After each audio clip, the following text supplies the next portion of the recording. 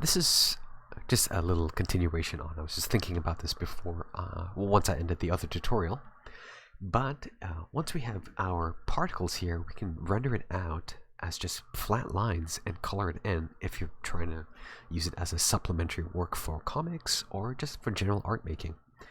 What we can do is switch from Eve to Workbench. Usually you can access Workbench by just clicking this one here, but if you want to know how else you can get there, we can go there through Render Engine, Eve, and Workbench. As you can see, it's actually the same thing from Eve, Workbench. The options are all here, but just for the window being slightly larger, let's use Workbench. So we have a plethora of options here. We can change the matte cap and have it alternate. Whoops, let me do full here. So you can see that we can change around with this, and you can get some like really nice looks to it. You can generate a normal map that you can play around with a single view.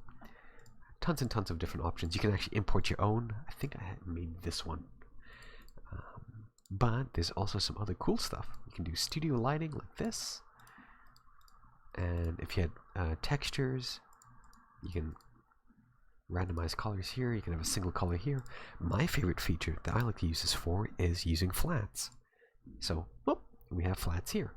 That's great for doing masks outside. However, if we take a look, we can add in shadow.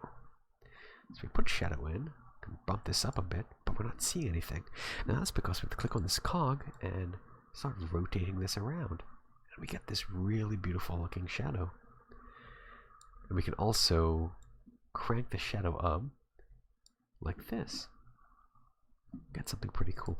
We can change the shadow so that it only focuses on two tones by dragging this up. So you get some really stylized looking buildings here, and I think you can just use this for a background.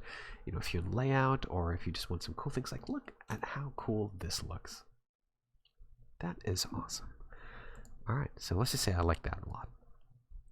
What else can we add? Well, there's something called a cavity here, and that just goes in. It's screen space and it's world space. I personally like screen space because it's harder edge. World space, you have these softer edges here.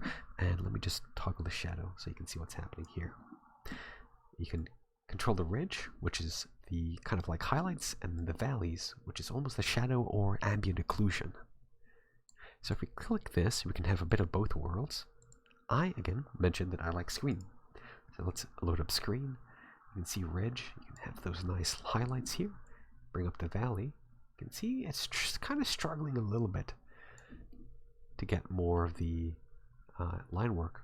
But that's okay, because what happens is we have this actual outline here. You can click on this, and you can see it tries and adds in more outlines. So we're going to lower this out, lower this out.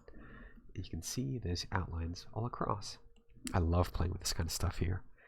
What else can we do? Well, this is something of my own thing I like to do. Is like if we crank up the shadow, change this to white, now we have this really cool looking thing here. I really like the stylized look of this. Or this line work in the shadow, but everything gets blown out.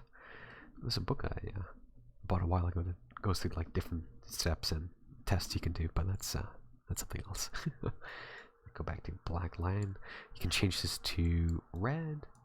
You can really start experimenting and hopefully, you know, get some pretty cool things. Alright, thank you.